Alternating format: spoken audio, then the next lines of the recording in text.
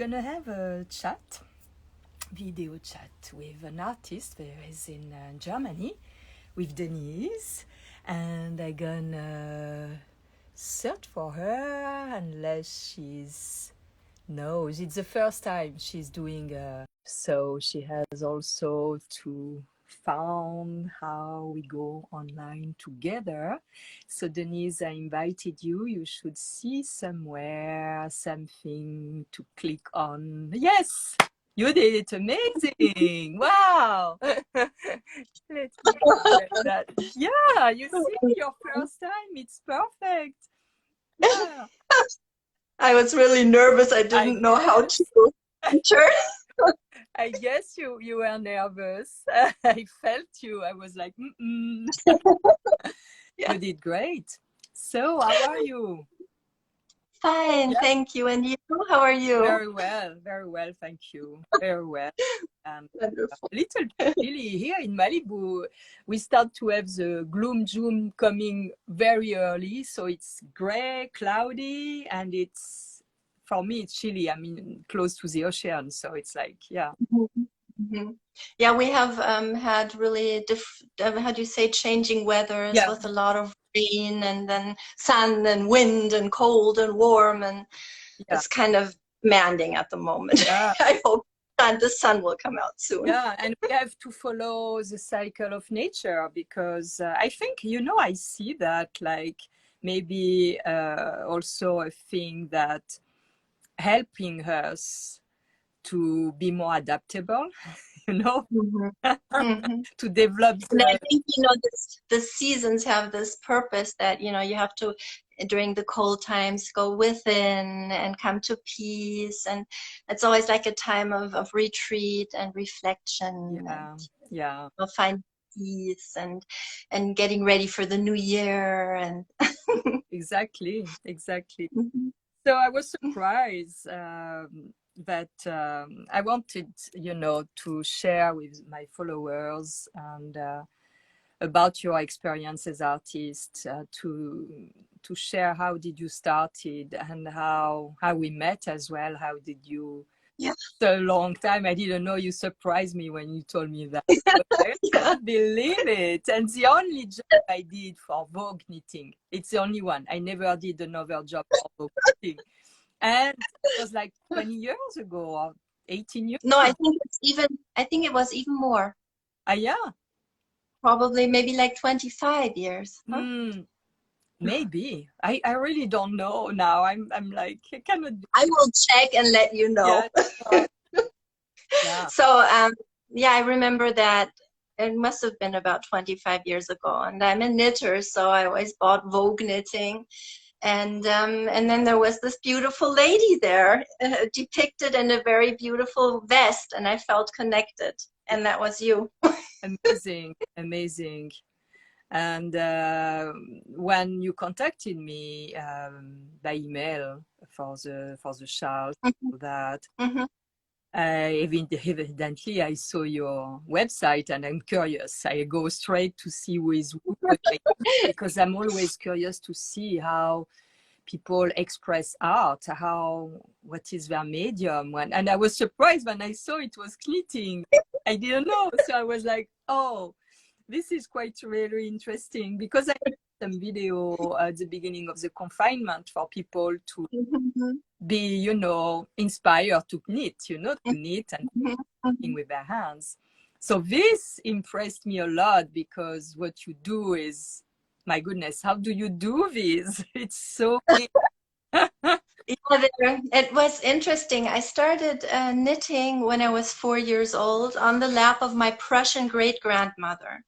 And both of my grandparents were dead, or all four of them, but the great-grandparents were all alive. And one of them was a very avid knitter. And so when I was 4 years old, I sat on her lap, and I was really fascinated by how the thread came into her hands, and then all of a sudden something grew, and I could spend like hours watching her. And when I was 4 years old, she taught me how to do that. And then I've been knitting all my life. But as an artist, I was always thinking about, you know, knitting is such a fascinating structure. Mm. It's something that functions like like nature's system. Yeah, you have like the single repeated element, like a loop, and then it forms a structure. And with this system, you can like imitate all of nature's forms and shapes and designs. Yeah, and it's for me it was, there has to be more to this than just like knitting beautiful clothes or pillows or, you know, Yeah. things like that. And so I was thinking about dimension, and I thought, you know, if you blow up the dimension, then you will have a deeper insight into the structure, like the piece behind Yeah. me. Yeah. And so then I experimented, and I took these huge needles, Wow. and they have like Cool. a diameter, I think, of like 7 centimeters. So then I started making yarn, you know, by spinning it in my spinning wheel, and then trying to experiment what happens when you blow these structures up to another dimension. And yeah, and then I got so enthusiastic about these structures that I started like making galleries, have plants growing all over the galleries, and leaves, and you know, wheat fields and whatever. And then I noticed that, you know, it is so interesting that the textile is so closely related to our body. Yeah. You know, it's like with our feeling and the way we express our identity through textiles. You know, we give information on our gender, which culture we belong to, how, you know, which status we have, all these things that define us to Yeah. the outer world. You know, they function via Yeah. textiles, and so there's a lot of meaning in this. Oh yeah. For me, and it's funny because what you do is, and I know how to knit. I had a little bit the same path as you. I learned very young because I was Mhm. knitting as well. How it's possible? It's one thread, and after it's become a clothes. You know, I was like, wow. And my grandmother in Corsica was knitting socks, but the socks, and I was feeling, wow, how she does with all these 4 needles or 3 needles. And the socks was with the wool of goat from Corsica. It is not Oh, cashmere at all. really? It's And is it coarse? Is it a yeah, coarse it's wool? very Yeah. itchy wool. It's terrible. And I was wondering how even can we wear these things? You know, I could not. And this thing of eating really imprints me for life, that I always looked for soft thing because my skin don't like to have this thing rough, you know. Mhm. And when I saw what you do, and me, I am with this knitting so thin, It's so you know. fine, Yeah, beautiful. look at that. Mhm. It's Yeah, really how they do something like that. So sure, they have, you know, loom. amazing. It's hand loom, Mhm. but look at this thing. It's unbelievable. And this one, Yeah. look at that. Yes, it's beautiful. So beautiful. And it's in a weaving loom and very, It's a knitting. It's not with, it's these are knitting. knitted. Oh, Yeah, really? yeah. Okay. The other Wonderful. one are woven and woven loom, Mhm. and these are knitted. It's unbelievable. And Mhm. and I was like, wow, these are the two opposites. The very, very Mhm. thin, like a veil. It's like a wedding veil, you know. Yeah. And this, it's so I was impressed. And what after I read about your biography, and I read about, because I was wondering why, you know, why expressing like that. And I discover a little bit about your ancestry, and Mhm. this starting to make sense to me, really. And Yeah. maybe you can speak a little bit about that, and how you translate where you come from in your heart, how this Mhm. took this shape, you know, this expression. Mhm. Because where you come Well, from, it's also people were making things with their hands. mhm. So yeah. Well, my father is an American, a Native American. He is Oglala Sioux Indian, and I was raised really close to nature. Mm. And for me, you know, the thread that comes from the wool of animals is so natural, and there's so many dimensions, and there's these dimensions in a thread are so fascinating. You know, you have this animal Yeah, out in nature, and nature, these, you know, forms the threads in that grow, you know, and on the animal, and depending on the weather and what they eat and yeah, the wind and cold and warm, it's like a, it's so perfect for adapted for this area. Yeah, so then I was really it has something to do with a connection to nature. I have a feeling like through the textile structure and working with these threads and natural materials, I get a deeper understanding for nature mm. and everything, that, you know, that everything is so connected. And no, it's not that things are separate, but they all belong together. For example, if you think of virtuality, you know, it's the first machine, that calculating machine, was invented on the basis of the jacquard loom weaving Yeah, machines. You know? So there were punch cards that had a hole and not a hole, just like the yeah, computer. So every time a thread it came down to take the thread, if there was of course. a hole, Yeah, to sure. take the color and integrate it into the shawl, yeah, and then if not, it couldn't grab the color. So this type of system was integrated into the first knitting, a calculating machine. It functioned via these punch cards, and the punch cards were the basis of the computers, the IBM computers, and so on. Amazing. So Yeah. no, it's this binarity there, like having electricity and no electricity, of having a thread or not a thread, and so on. That it translates into virtuality. Mhm. Yeah, so it's kind of interesting. Yeah, that there is actually no difference in these the way they function. Yeah. Yeah, yeah. And also to go back to the link with nature, what a lot of people don't know because they never live close to nature. If there is a collaboration between the animal and the people and human. Mm-hmm. And Mm-hmm. when it's properly done, it helps the animal also to be more healthy and more comfortable. Because when summer is coming and it can be warm, if they have too much wool, they suffocate. And if they have very too much wool, like we saw some pictures of a lamb that has been in Mm-hmm. wild, and Mm-hmm. they have so much wool that they suffocate and it's too heavy for their body. And Mm-hmm. Yes. people Mm-hmm. don't understand that it's an help as well when it's properly done. Again, when it's Mm-hmm. not for profit and really bad treating the animal, but it's really amazing how this can work together.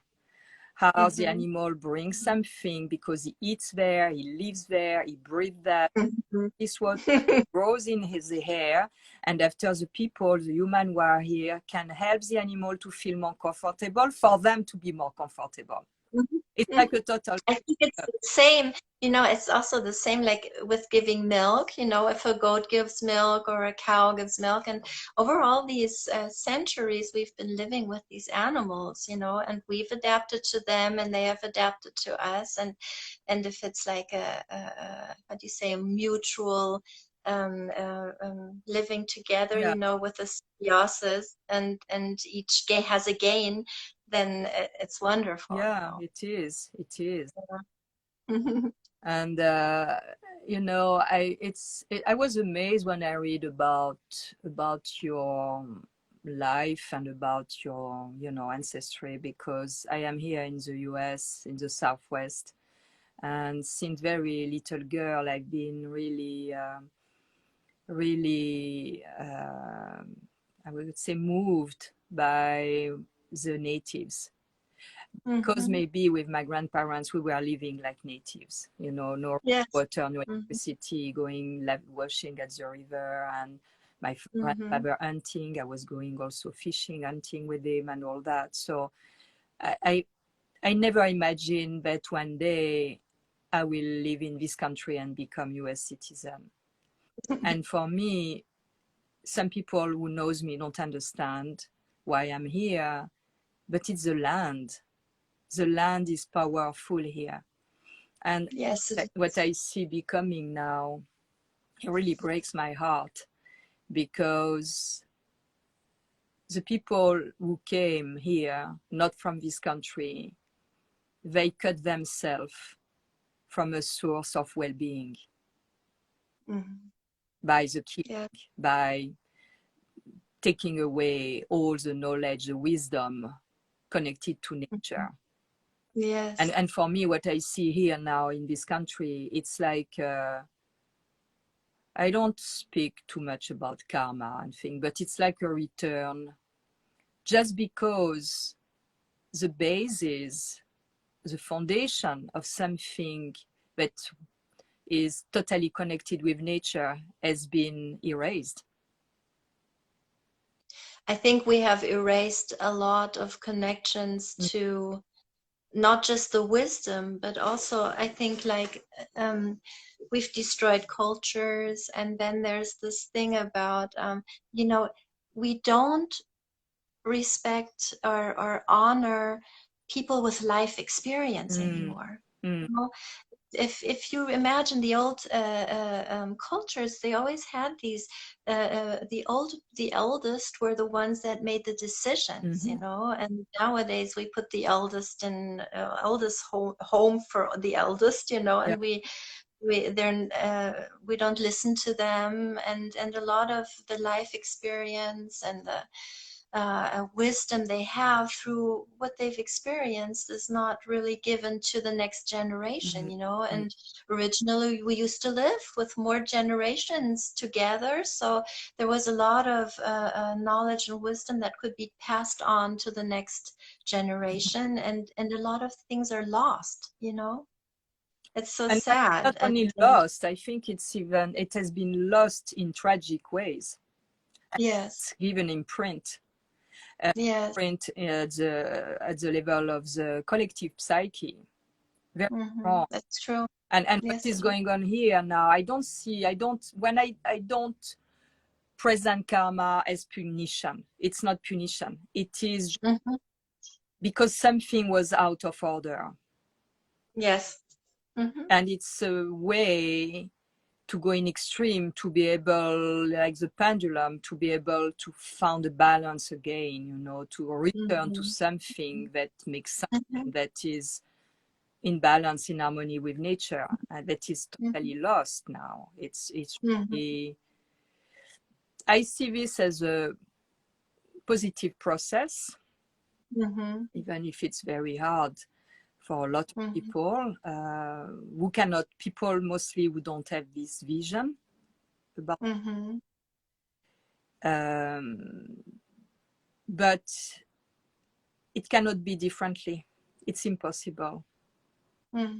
I think it's also like a evolution of consciousness. I think like every culture has its own consciousness. You know, if I look here in Germany, then I think of you know, we've started 2 world wars. Yes, we did the Holocaust and so on, and you know, with the war in the Ukraine,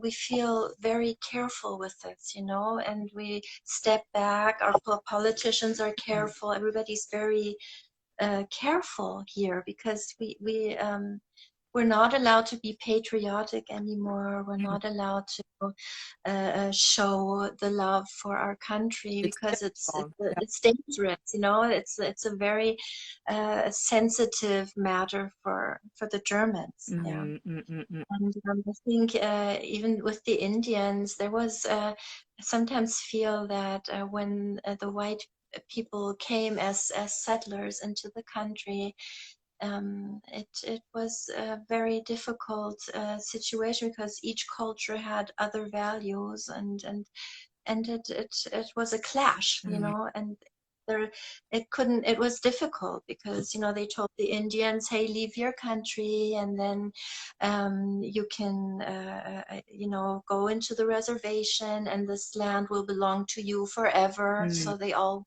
wandered off into the reservation, hoping that they could live in peace. And then there was gold discovered in the Black Hills, and then all the whites overran the reservation, and the Indians said, stop, don't, this is our land, you promised. It's terrible. And took away the land, you know, because of the gold. And so there's so much hurt there. And if you look at, you know, how life is on the reservation, it's so sad. I can, you know, as a child, I lived there with my parents, and I still remember how sad and hopeless it felt, you know, just as a little child.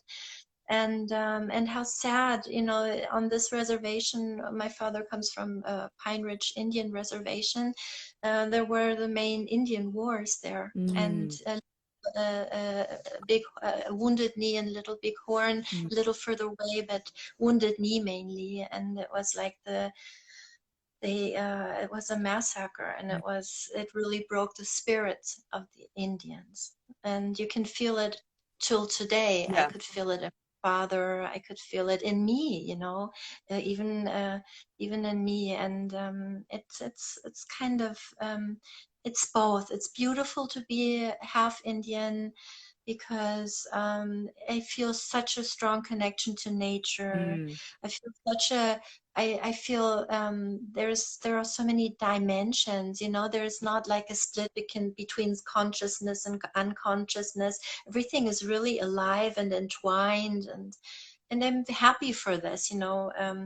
I was susceptible. How do you say? I was able to experience how they felt and thought and think and feel. It's very close to me. It's really it's a present. And I lived in the Southwest, as you do, for 7 years, and we lived in Arizona and in California. And it's magical. I really love the desert. Yeah, me too. I love it. But also, it's true that I've been, for example, in Utah, and I've been at the border from Utah, Arizona, and it was this, I've been in what I felt really in the reservation there, I think it was close to Kayenta. And it was in winter, so not a lot of people were out, but I was feeling on the land the sadness. Yes, you can feel it. Desperation. Even it's deeper than sadness. There is a desperation, like, and this really hurt me when I was there. And I don't understand why funny, it touched me emotionally, why humans are doing that. It's something that is beyond my mind. It's true. And it's so interesting, you know, that you feel that. And it's really that these energies, the stories on the land, you can feel the stories. I remember really feeling this when I was there, this really heavy sadness and karma, and, you know, and feeling like helpless to know there is so much pain and you can't really change it. And so for me, it was a very, very helpful thing to retreat into artwork. No, it's like a free space where everything can find its expression, and where you can, you know, you can do anything and it never has a consequence, you know? Yeah. Yeah, and it's healing. It's wonderful, you know. Even if I think about crafting, it's such it's so wonderful. It makes you humble, and it makes you disciplined, and it schools your, you know, your feeling for things, and it gives you space to think and to ponder and to you know, it inspires you, and it really touches me. Yeah, because when our hands are busy like that, creating beauty, it's a different Mm-hmm. connection with our soul. Mm-hmm. Because It is. like a circle as well, our soul, when our hands are busy, there is Mm-hmm. kind of meditative state, and we Mm-hmm. transcend the time and space where we are. And the Yes. soul, by the hands, is fed, creating beauty. And Yes. in Yes. turn, we are inspired by the realm, invisible realm, by the soul and the source to create. And it's like feeding one, feed another one. We It's cannot wonderful. balance Mm-hmm. if we don't express art. For me, it's like Mm-hmm. if everybody was making art, it will be no war at all. There is no room for war because we are so busy. We cannot go and gossip or doing things because we are so in love with what we do. But there is no Yes. room for something else, you know? So It's a very peaceful thing. yeah. I remember also there are so many things about it. Like, for example, I remember a time when I was pregnant and I could feel the rhythm of the heartbeat of my child. Mm-hmm. I could hear the rhythm of my heartbeat, and it was a synchronicity. Yeah. And then I started knitting for my child, and all of a sudden I noticed I'm not in the rhythm and it's not good. So I had to adjust the rhythm of knitting with my heartbeat. So it worked out well for the child and me. So Yeah. if I didn't knit in the rhythm of this natural symbiosis, then the rhythm was out of place. Yeah. So It's interesting. I thought that showed me, there's so many dimensions to this, Yeah. and it's fascinating.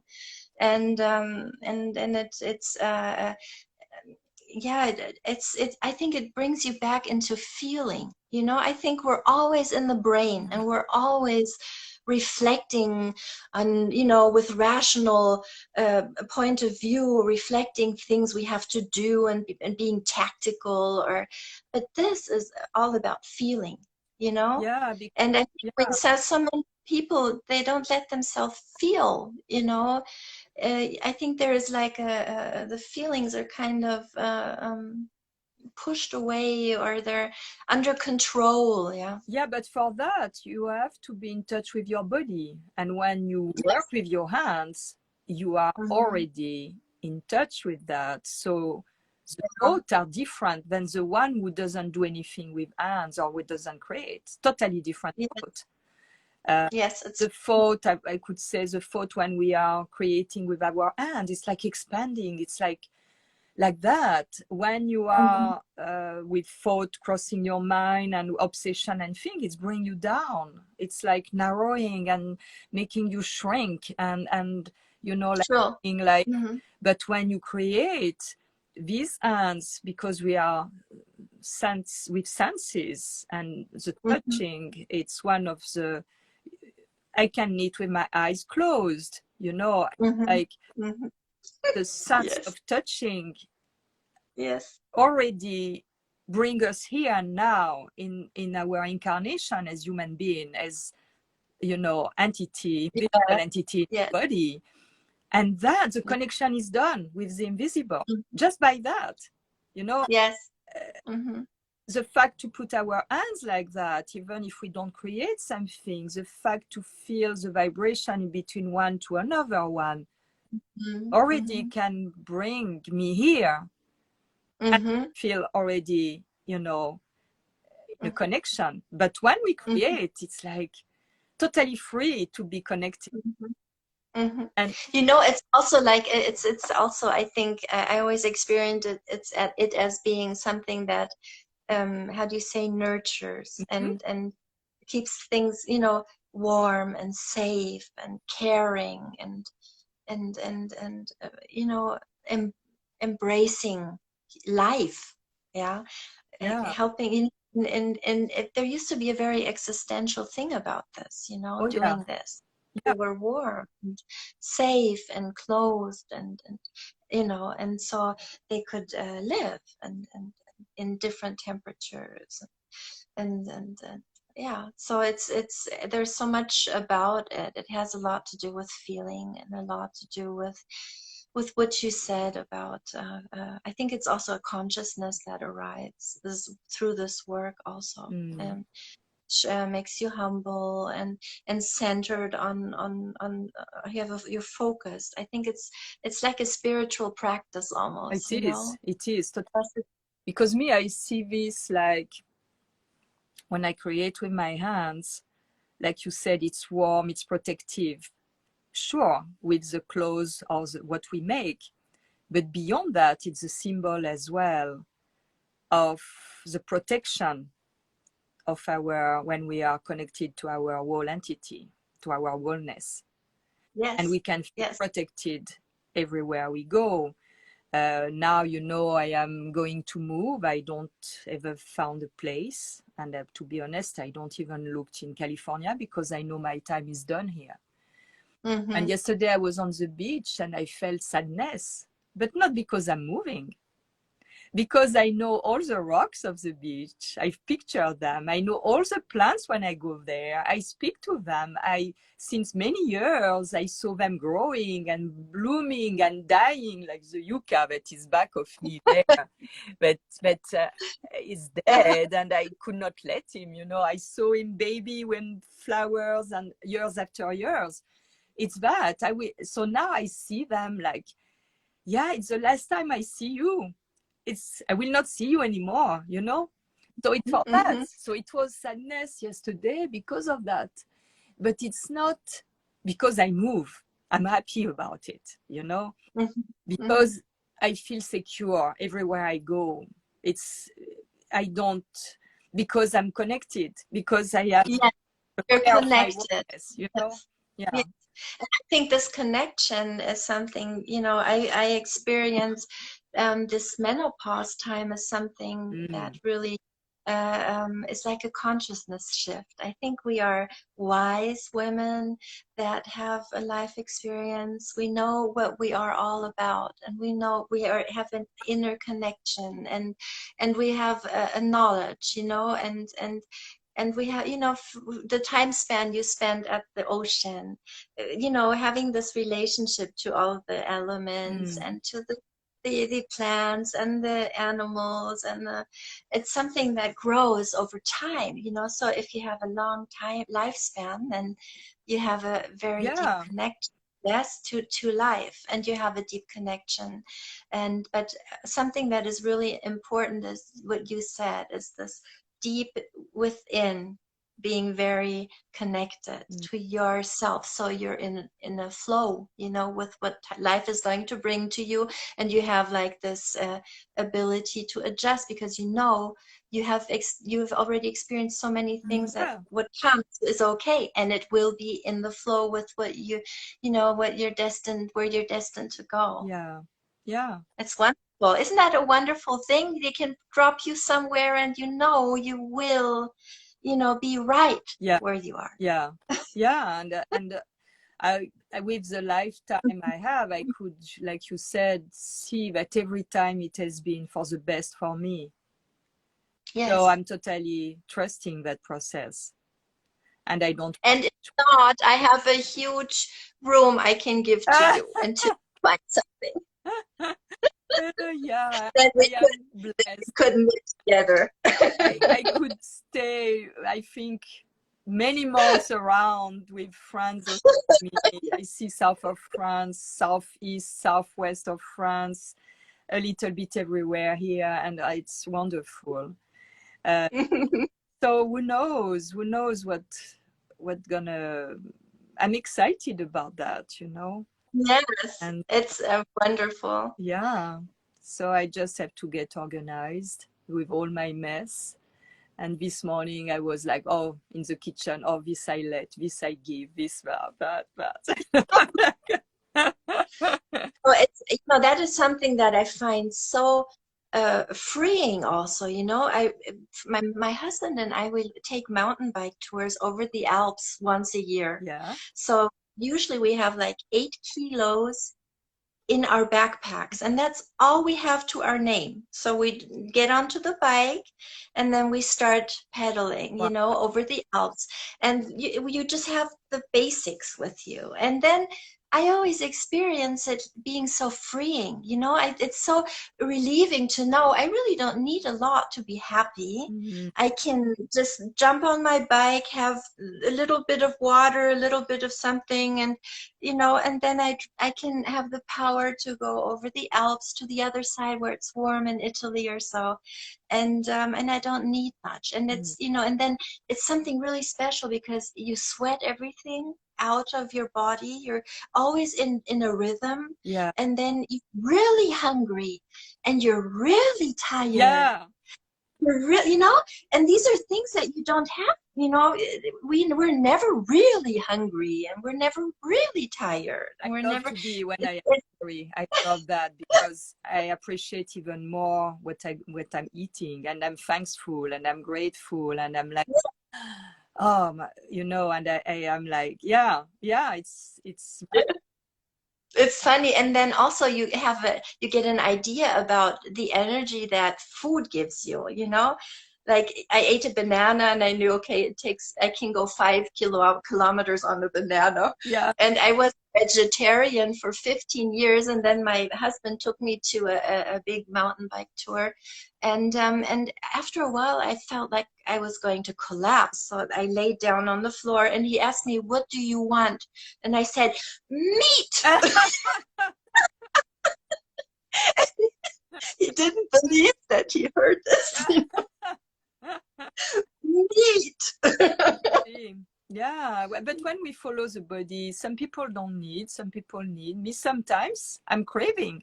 So I Yeah. have a very nice little butcher at the market, you know, farmer's market, and he has our bison or elk. Uh-huh. Elk is really good also.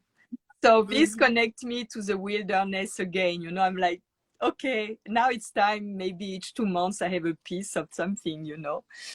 Uh, But I was it's the craving that when same I here. had my period. I was craving to have a piece of meat. You know, it was like, Yes. It's really strange. And now ever since then, I've never said again, I'm a vegetarian. I really try to listen to what I yeah, need, and try to be a consciousness of, the quality or so of what my like, food, where it's from or so. yes, yeah. But I never forget to thank the animal that left its life for me. Mm. So that is This something. is the base. This is the base. Yeah, yeah, So that's something that I was taught by my Indian family, to thank the animals for mm, living, and giving me life. So yeah. I know yeah. about that too. Yeah. Uh, it's for that Oh, some that's people don't understand this because this is very, very important. And even for the vegetables, for the fruits, um, to really be appreciative and thankful, because the vegetal, you know, the plant-based, they are also Mhm. in their lives. Yeah, klar. They have Yeah. a very subtle energy, very subtle life, and they are giving their life as well. And now it's Mhm. proven that plant before they've been cut, for example, they feel they're going to be cut, and They do. their Mhm. energy is different. Mhm. I remember I had we bought a very old farmhouse, and I rebuilt it, I restored it in the old manner, Mhm. over a period of 12 years. And it was from 1845, and there were old roses in the garden, and Mm. they were very large, and they had really big thorns, and our children played there and always cut themselves Mhm. really badly. So I decided I would dig them out carefully and set them next to the house. So I did. And the roots were 1 meter and 50 deep. Wow. So I dug them out really with a lot of love, and then I placed them in a place where they could really, develop and grow. And they didn't say a word. They didn't grow. say anything. So in the morning, one morning I went out and I was talking to them. I was saying, please, you can't die. You have to live. And I took water and sprayed them and touched them and sang to them for like a period of 1 week. And all of a sudden the little leaves came after 3 months of saying nothing. So they live and they listen to us, Yeah, you know. sure. Yeah. And they feel, yeah. And it's not because they don't scream that they don't feel, you know. They sense a very subtle way, because the plant kingdom is very subtle and there's a very elevate frequency. Mm-hmm. We have to see all the essential oils and all that. It's the spirit of the plant is very powerful. It's invisible. Remember, You know? you had once talked about oregano. Yeah. Yes, the oil. Mm-hmm. And then I bought it, and it's really a strong It's very healing. strong. Yeah. It's wonderful. Yeah, What I used it a lot during the Corona times here in Germany, and it was really helpful. Yeah, it's one of the oil to have, but you have really to take care when you take it, because it's very strong. So for most of the people, we don't take it like that. You have to take it with honey or oil, you know, and to just for some people who need sugar, maybe on sugar. But with olive oil, it's great to take it. I do here in the farmers market. We have fresh oregano that is a delight. So I do my own olive oil with oregano, fresh oregano inside. And it's really good. Yeah. And just do like pasta with that. Even tomato, just the oil with oregano and, you know, or potatoes, steamed potatoes. Very simple, very basic. I think the best things are really simple, aren't they? Yeah, they are. You know, things that have their own taste and are pure and fresh, and you know, it's wonderful. You don't need much. No. It's just olive oil, a nice potato, and a little bit of vegetables. And for that's me, it became, it's more I age, I can say, more I simplify my diet, my way to eat, my way to cook. It's only one element, and I enjoy one element. Steamed broccoli, olive oil, little bit of lemon or balsam. That's it. And I love it like that. I love it even without anything.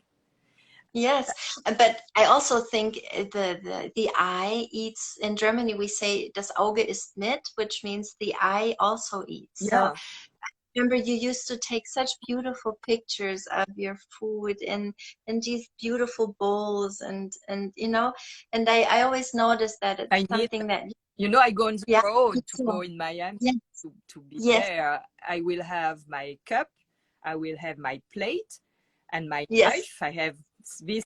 Girl, we have Corsica. We have a special knife that we bring.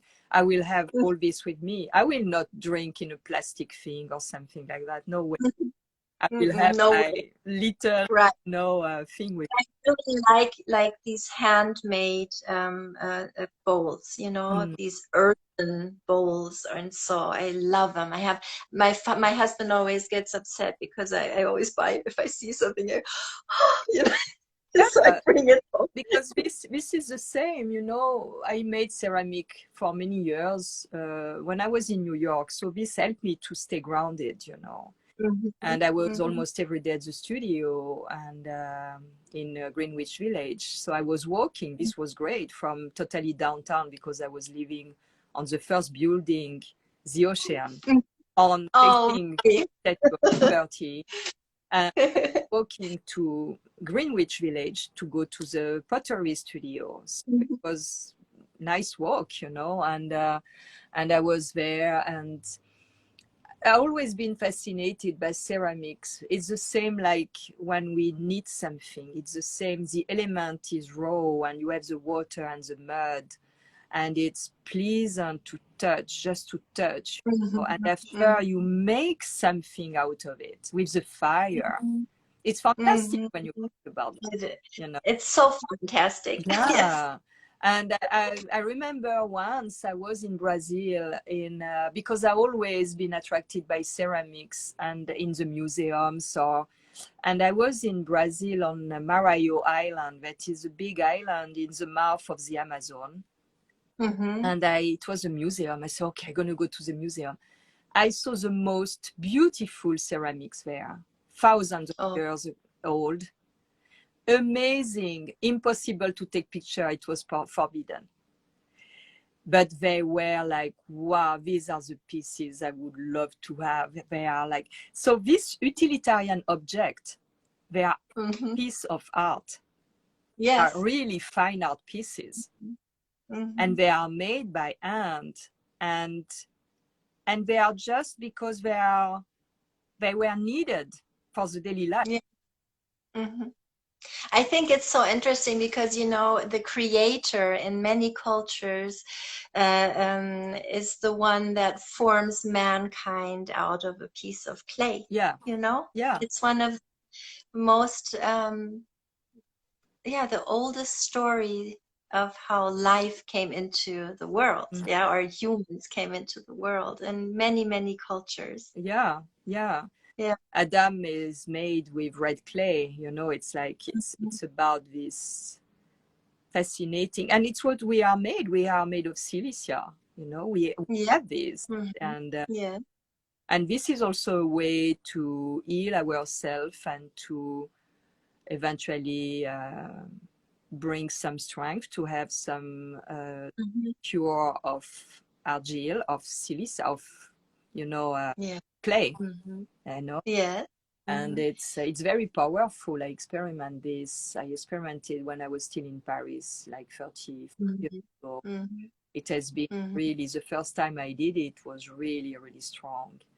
It was awakening things. I had the feeling, it was really weird because I did this for like 1 month. And my skin became, it was green clay. My skin became like very moist and hydrated, and a little bit greenish, but not green in a bad way. It was very pulped, you know, very hydrated. And the feeling I had, for example, sometimes I had the feeling I was like in a mud. It was like an old, very, very old memory of the origin of times. I was connected to that. Like if I was an element in the mud.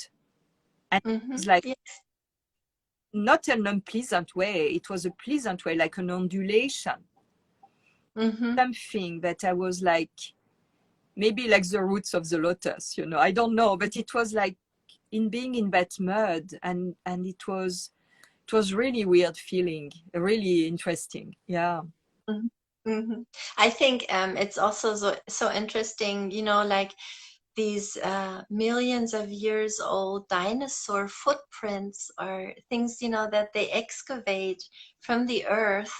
That is something, you know, just it's a sign of a movement of a creature that we, you know, that now doesn't exist anymore. Yeah, it's like when I do the necklaces with the bones, the fossil of mammoth tusk. My son had, it was really cute when he was in elementary school. He was really into fossils, and he had a little trilobite. We call them trilobite. And he looked so real. So when he was at school, he told his teacher, "Oh, I have this trilobite, and he's he said, I have this friend, and he's over 1 million years old." And so the teacher called me in and said, "Your son is, I don't know what's wrong with him, you know." And it's true. and she was like, "What is wrong with this family?" You know?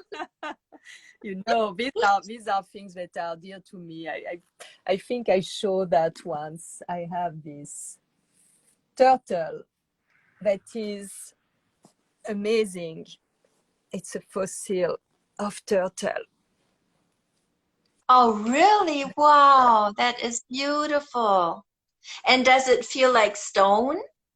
Yes, but yeah, it feels like stone, but like the fossils of the tusk of mammoth, Oh, okay. there is like a leather touch to it.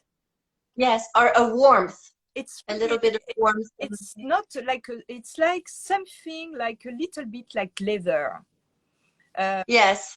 Okay. Uh-huh. And it's very, when I wear the fossil necklaces I'm making or the bracelet, it's very Mm-hmm. it's grounding you. I have many fossils. I have one of oyster. You cannot believe how big it is. Let's see if I can take it. Look at that.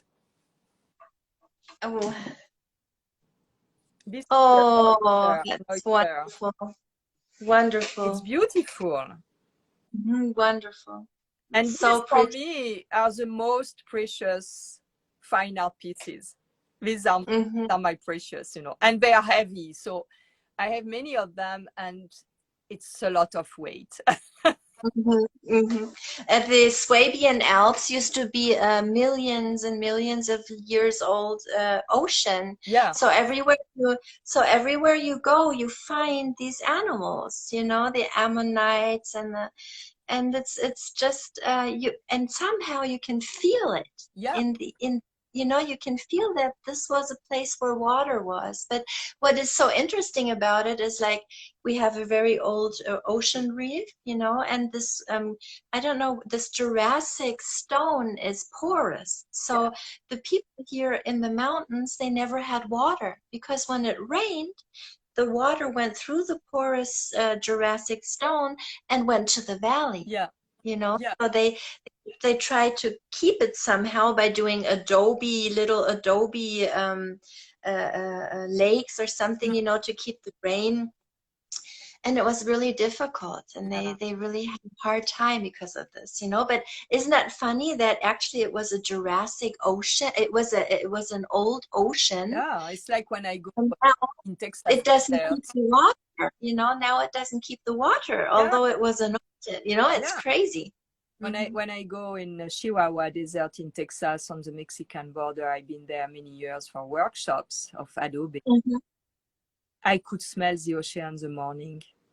I could stand. It's inland. I have hallucination. What is going on with me? So one day I dare to speak about that to the owner of the place, and he told Hmm. me, "Oh yeah, I smell it since many years. I'm here, sure, because this was the ocean. This is the ocean bed." And it's very powerful land and very Hmm. strong feeling of the ocean, especially very early morning at 5 o'clock, and when the coyotes also start to scream, and the creosote also, uh, it's like these bushes smell like incense in the church. So Hmm. sunrise you start to feel, to have this scent of incense from the creosotes that is so Hmm. strong. I was Hmm. like, I'm in Wonderland here. What is that? Hmm. Hmm. Yeah, And it's interesting because the plants, you know, they seem so dry, you know, but then you touch them, or you by going by, you just touch them, and all of a sudden you have all these scents, you know, coming into the air, and there is so intense, you know. yeah, It's so because interesting. these plants are very clever, and they have this kind of coat, like a little bit glue on, Hmm. and this keeps them moist, you know. Yeah, keeps it moist, Yeah, and yeah. uh, That's wonderful. Yeah. yeah, it's fascinating. And I am always so happy about that you share your wisdom. It's, for me, it's really something. It's such a present, yeah, because I wish more women of our age would share their wisdom No, it's in for this that form. I wanted to have this, especially with what you told me about your origins. I wanted to have this live with you because you are a witness in a way in your Mhm. body of what happened on your ancestry. And I think Mhm. this in our time, it's important for people to understand that what our ancestors lived it's imprinted somewhere, and we can heal that. We can bring a relief by being connected to ourselves, by praying, by being not rejecting the shadow things that are coming, but saying, oh, I see that, where this is touching me, why it's touching me. Okay, I've been wounded there, and beyond me, my ancestors has been wounded there. So I can bring all the love I can, even to me, but also to them, and this can heal, and this heal several generations. And It's true. it's True. it's very important. It is. Because after we don't perpetuate, we don't transmit this to our descendants, you know. Right. We have to transform it in a way Yeah. that brings healing. I think at times it's so strange, but the Corona times have really taught me that sometimes it's like it's a little thing, and it has such an effect on all dimensions of our life. So I thought this thought helped me to understand. Sometimes you feel that things are so big you can't change them and you can't have an impact on them, but it's not true. It starts off with something very small that we do, and if we and it can bring on change, you know, a really transform. It's touch our heart first. Our heart is touched. So we are passionate by something, or we are attracted by something. Something is resonating inside of us. Touch our heart, and we are like, oh yes, I want that. I want to do that. And then something is unfolding, like the story of the land in Texas I wanted to buy. But I was not imagining such a thing many years before, when I felt in love with this land, that one day I will be told, without looking for it, that I had to heal the land, to heal the land. And I say, well, how do do that? I don't know. Yeah, you're going to do a ritual to heal the land. I say, I don't know any ritual. You know, it's like I wanted to escape to that thing because I didn't know what was the meaning of that. And finally, putting all these together, it made sense. Started to do, came to my mind. I didn't even look for it. I never been online to look for ritual to heal a land. I just, how am I going to do that? How am I going to do that? And it came in things that I have in my daily life, like cutting this beautiful light lavender piece of silk. And I said, okay, I'm going to go there and wrap the poles of the land with that. And I never been back there. But almost every day I was with my mind on the land that I know. And I was seeing the piece of silk flying at the four poles in the wind, sending so much love. And it's the land I was dreaming to buy, and I never bought it. And I made a big wish, a wish from my heart, that is be protected. And the land has been protected because the state part bought it. So you see, it's like, but when I visit the land, because I saw that land for many years, and I was dreaming it be for sale, and finally became for sale. So I went with an agent to visit the land, and it was a place I could not stand there.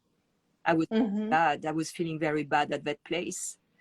And this like already like alert me somewhere. Wow, this is the land I'm dreaming of. I'm on it. And there is this corner. I cannot stand there. And I wasn't understanding why. That's when I went back to New York, and I met this shaman, in fact, osteopath, and he told me the story with the land without knowing me. I was like, what is going on there? Understood after with all, and the land was not for me. Told me that in a way, very soft way. And I was sad because I understood that I will not get the land. But I didn't want to acknowledge that. But I had to do this ritual, and I felt when it was done, I felt it. So, You could feel the healing. oh yeah, You could feel the or healing. And it's so strange, you know, I think we all have this ability within ourselves, but we always go about it with our brain, you know, that a ratio. I don't know anything about rituals. I don't know, you know, but then actually you yeah, do know, yeah, you know. yeah, And if you try to stay connected with your heart and really with your feeling and your intuition, I think that derives from really having like you know, taking time every day for yourself, to center yourself, to come yeah. in connection. You know, it doesn't matter. I think it's like just a spiritual practice that really helps you to be in contact with your heart, with your soul, with your intuition. And if you do that, then you have a very good um, trust But you in see, your. Denise, Mm-hmm, the magic in that, it's my body who brought me to have the information that I needed. mm-hmm, By mm-hmm. pain, It's. by pain in my hips. Mm-hmm, And I had this friend, colleague who told me, oh, I know this osteopath, maybe you should go and see him. I say, okay, you know me, I had an amazing osteopath in France. So for me, I mm-hmm, mm-hmm, could not mm-hmm, go anywhere. I was going 4 times in France a year, so I was having my session there, but I was very in pain, and I was not expecting what I found there. mm-hmm, The first thing who alerted me, just coming back from the desert, he put me in the small room and he entered with a big shell and an abalone and a big fan of eagle feathers mm-hmm. Oh yeah. Mm-hmm, with incense. And I was like, mm-hmm. what I'm doing here, you know? And after it is a story, my story, that I never looked for past lives. Not Mm-hmm, that I'm not interested. I'm not, it's always been brought to me without mm-hmm, looking for it, you know? mm-hmm, So I don't mm-hmm, look for it. And mm-hmm, me the story of this little boy with double vision protected by the ancestors because the killing was coming. mm-hmm, Like, what is going, and this made sense with the feeling I had at the place where I could not stay, you mm-hmm, know. And mm-hmm, he told me, yeah, they brought you back 1 year after and all the tribe has been killed. mm-hmm, And I was like, wow. And I was understanding when he told me that my attraction for that land, mm-hmm, not another one, there were others around, but that one. mm-hmm, I even went mm-hmm, one night to sleep on another land on the other side of the volcano. I slept in my car in the land to see how I felt there. Beautiful land for sale. I didn't like it. It was mm-hmm, bad, you know. And, mm-hmm. Because of that.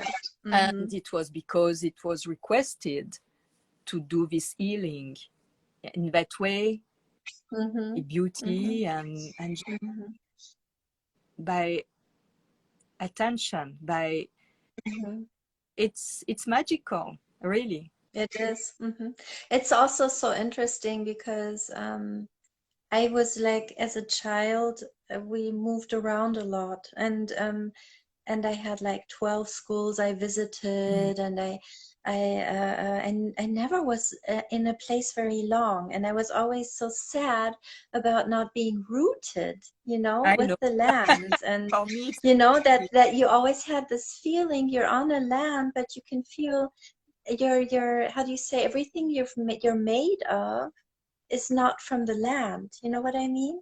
yeah. And there was like no resonance there. And then we bought this old farmhouse, and it was very, very broken, and I had to work like a man to rebuild it. And my husband was working, so I was home, and I was doing the house, you know, restoring the house, and it was a lot of adobe Mm. and clay in it, and there were stones, and everything was natural. We had stone, we had brick, you know, and then we like terracotta, Yeah, and wood. and then we had Yeah. straw, and we had clay, and and sandstone, and these were like the materials I was working with, and I was so thankful because I could sense this was rooting me, Yes. you know, Yeah. to the earth there, and this rooting, just the feeling of being rooted through this type of work with my hands, with these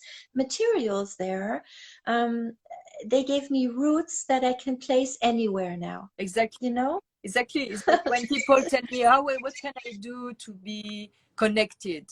We are Mm-hmm. connected.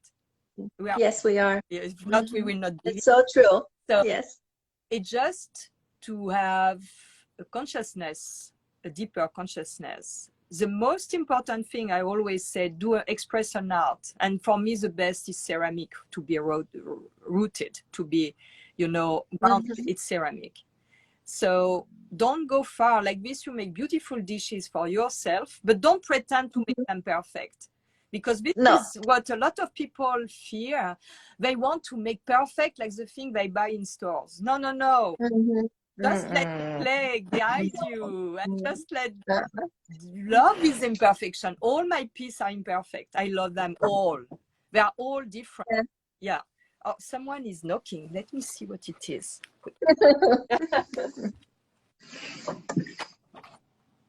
Oh, thank you. Thank you very much. Voilà. Thanks.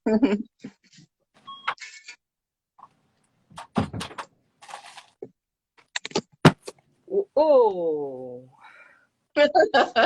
this is something. I'm curious.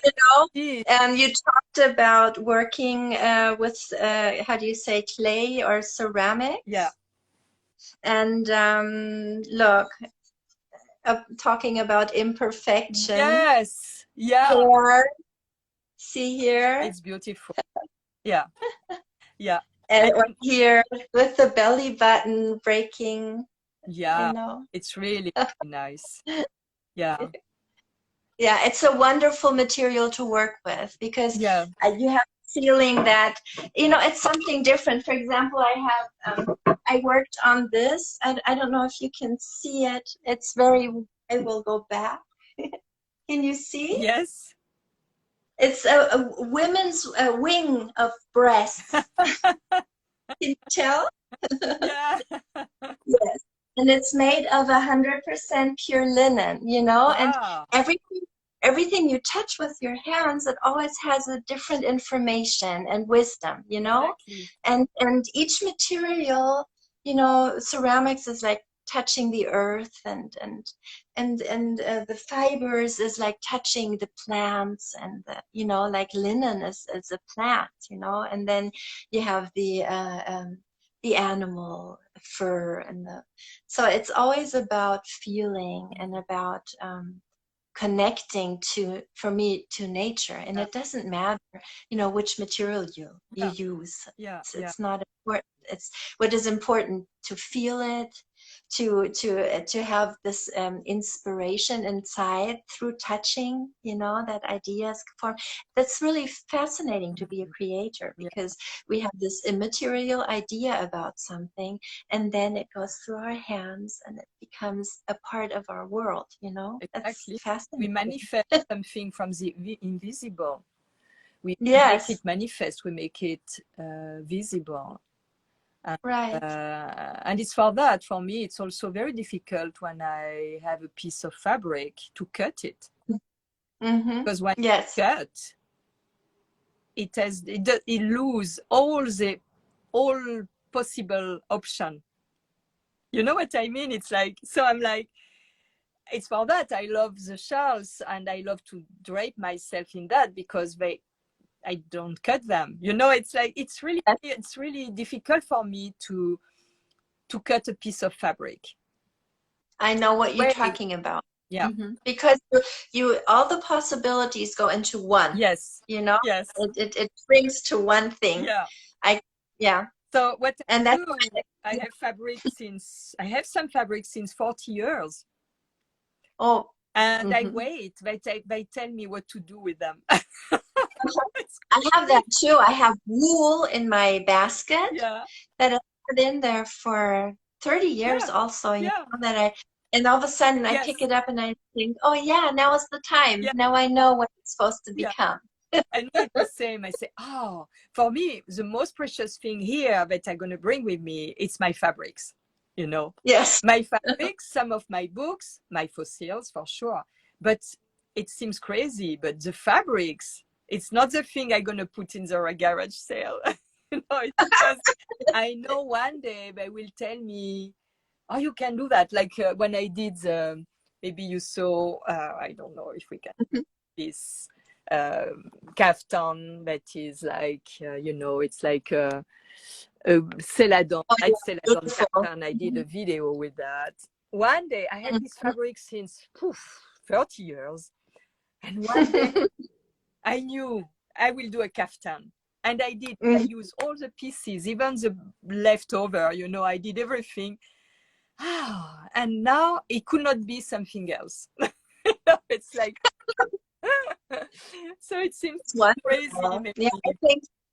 I think it's something that really makes me sad sometimes is if you have like a very precious cloth and you want to make something out of it and you have like a vision what you would like to make, and then there's like this dialogue with the cloth and the cloth says, no, you can't make it that way, you have to see how my Yes, and it's so interesting, so you adjust and you try to feel what is I correct love. for it. It's and it all turns out differently than I thought in the beginning. Yes, So that's what I mean with becoming humble about, your work. yeah. Just it's like the clay taught me a lot to let me guided by the clay. Mm-hmm. And Mm-hmm. it's a wonderful feeling. It's because you don't pretend to do something perfect. You just be with the medium, with the material, and you enjoy the touching and this sensual touching with the clay, and it's gonna bring the shape. Mm-hmm. Gonna bring. Mm-hmm. It's fascinating to me, and this is really one thing I encourage people who look for a way to be connected spiritually. It's to Mm-hmm. work with clay. Mm-hmm. Yeah, Mm-hmm. Mm-hmm. That's wonderful. yeah. Did you, when you had these shawls made, is it like, was it a tradition from where they are making them? Yes. Did they make The, these type, or did they yeah, did they realize your idea, yeah. or was it something? Okay. So this is very interesting because I always had shawls. When I buy fabric and I make me a kaftan, I buy much more to have a shawl that is in the same fabric as the kaftan. So I always had that because I love Mm-hmm. fabric. I love to be surrounded by fabric. Um, what is interesting is that before starting that, I was modeling for someone who was having a small collection of shawls. Mm-hmm. And it was a big story. But what happened is that I was wondering, here in this country, we have bison. How is bison wool? Mm-hmm. Maybe we could do, because I wanted to produce from the land, from here where I am, like the bracelet, they are made here, downtown LA. It's not made in Asia, it's made right here. So I wanted Mm-hmm. to produce American. Yeah. So I started to look online for bison wool, and I started to look for things made with bison wool, but nobody was making these shawls. Mm-hmm. So I've been in Nepal in 2018, and it's what they are really good to do in that part of the world, all the Asian part, but they are really good to work, especially with yak, because it's an animal that is protecting life there. It's the Himalayan Mm-hmm. people survive grace of that animal. So Mm-hmm. they really take care of this animal. They are not bad treated, and they are very robust. And we don't shave the yaks. They lose their hair, the little duvet, they lose them every spring, and it's Mm-hmm. collected by brushing. you know. And the animal by itself is really like something you see. It's a strong presence. It's protective feeling, protective energy. So I saw some artisan there, and I asked them about how to do in yak. Some were not doing in yak. But before I started the shawl thing, I had one artisan who contacted me because he saw me with shawls on my Instagram, but long time ago, like 6-7 years ago. And I was not interested at that time. And I remember, I said, wow, this guy contacted me. I'm going to ask if he does yak. Yeah. So I contacted him. I say, yeah, I would love to know if we can do yak shawls. And he said, yeah, sure. But I want them this size, this size, this size, and like that, and felt it that I had my idea, you know. And he said, oh, but we don't do this. We do just regular shawls. This is not normal. I say, yeah, me, I want big, you know. And he said, oh, but this is difficult.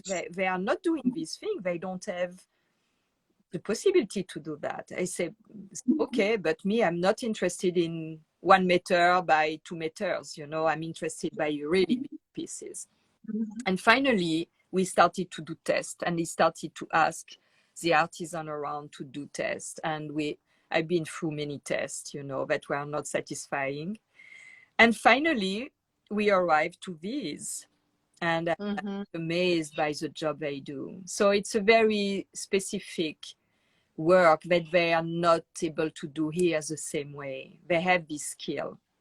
They have a very strong skill about that craft.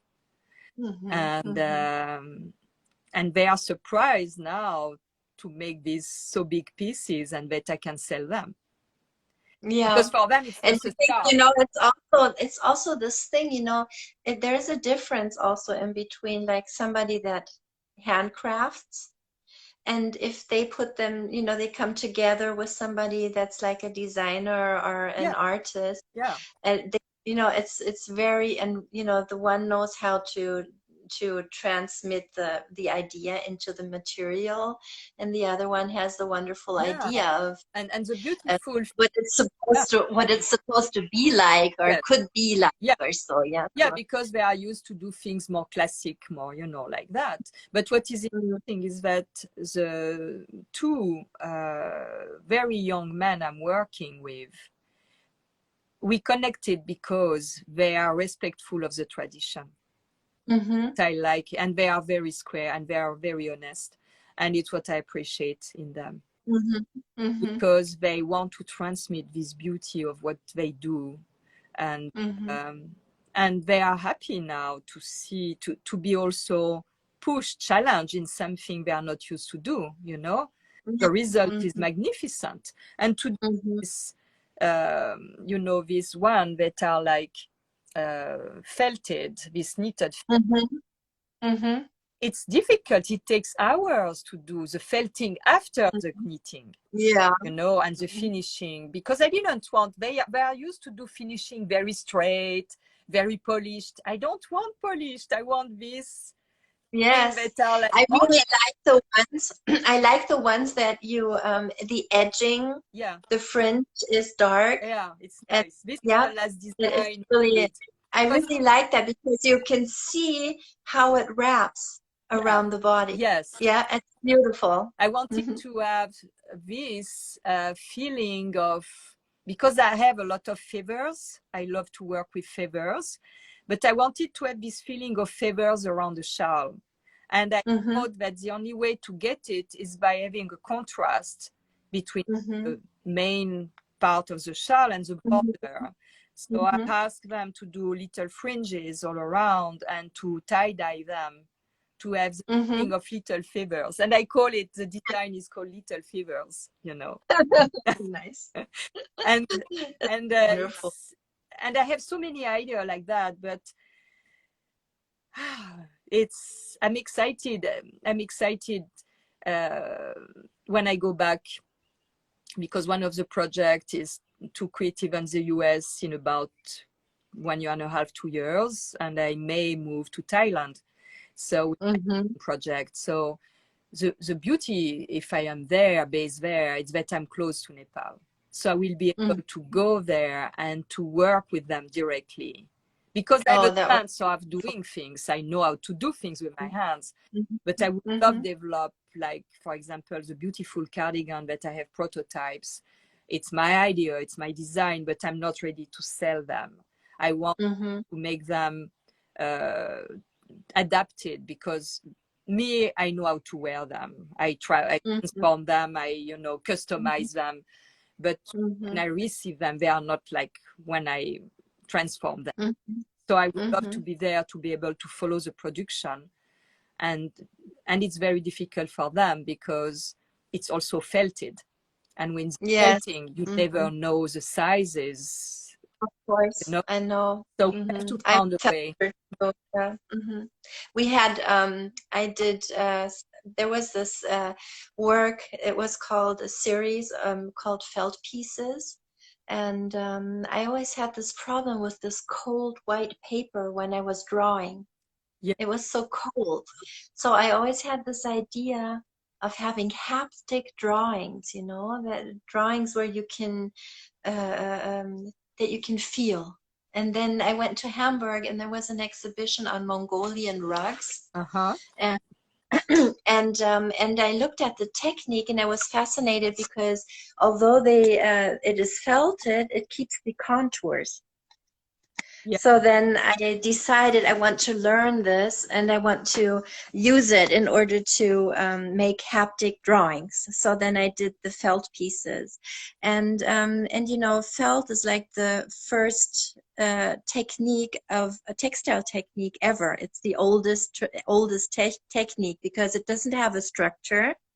It's just made, they say that it was made in the Noah's Ark because the animals stood close to each other, stomping, losing hair, and there was warmth and humidity and friction. And so the first cloth of mankind was made in the Noah's Ark, Yeah.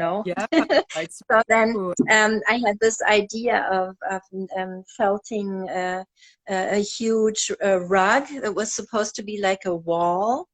And it was really difficult because I had to put 40% more. I had to lay out to get the dimension that I wanted, and I had to take all my 5 friends to make it the felt, and we had a huge roll. It was like 4.50 meters, and we rolled it, and we were entwined as women, and we were stepping on it and rolling it in a rhythm, so it would connect the. And how big is the piece that you got? I'm trying to find it now that I can show you. I'll show you something as well. I forgot. I want to show you that from one of my friends who is doing felting as well. How beautiful it is. See, this is the rug. Oh, it's amazing. And it's huge. It's let me see, 2 meters and 2.40 by 2.70 meters. And it's called The Truth, the Whole Truth, and Nothing But the Truth. It's about Adam and Eve meeting at the tree. Wow. And it's very large, and it's really interesting because this material is very special. I think it's wonderful that you are felting your shawls because it has something, when you wear it, the felted material is so it's warming in another way, Wonderful. Oh, that's beautiful. One of my friends in France. Oh, is that the vest you told me about? Yeah, I'm gonna show you. Yeah. Put it on. Let me get out of I'm trapped here. I'm so cold. I have even a sweater underneath. Let me put that out. That sweater. So it's a small vest. and it's beautiful. It's really like, I like the edge. look at I the love the work. edging. Yeah. And it's made of a baby merino, huh? I don't know. Wonderful. Oh, that's so pretty with your hair. Wonderful. It looks really pretty. It's nice. Wow. Uh-huh. I really I really like it. yeah. It's beautiful. And So I think you probably really have to move close to the people in Nepal, huh? And then you can. yeah. So. He also gave me another one that is in the green and bronze color, darker and yellow, and but this one I love it. Look at this beauty. That's beautiful. Yeah. Yeah. So you know this when I see your rug, you sold this rug, it's already sold. No, it's not. No, it's for you. It's for I would sell it. I would. Yeah, it's beautiful. Really, really. It's really very special because you couldn't see this on the picture, but it has a really interesting structure, you know, through the friction and the movement. Yeah. It's really alive. Sometimes it looks like an old face, or you know, the surface. Yeah, it's really interesting. Yeah, I really, the texture of the felting is. yes, the textures. I I love it. It's beautiful. And then there are silk strings in there too. Yeah. Yeah. Yeah. Yeah, I did a coat. Yeah, wonderful.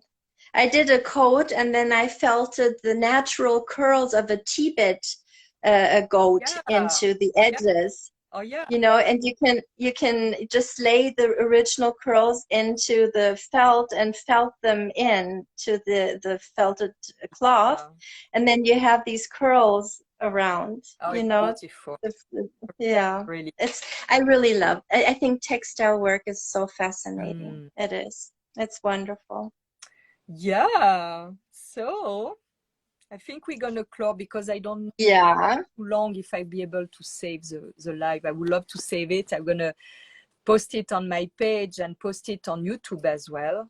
We spoke about a lot of things. Yeah. Really happy that we had. Thank you so much for you know, valuing my work. That was very, very sweet. And also, you know, just talking to you was such a gift. I'm so happy about that, about your wisdom. Yeah, thank you so much, Denise. So we are in touch, and maybe I'm gonna come and stay with you for, you know, it's all my friends who invite me, they're artists. So yes, please come. You will love it here. You will. There's so much beauty here. Yeah, you would love it. You're welcome. Oh, I think you have a problem with your connection now. Hello, Denise. So Denise left, and I hope you enjoyed that discussion, because we spoke about a lot of things, actually, more than I thought. So and also about what is great about working with our hands and the beauty that can be created. Look at this thing.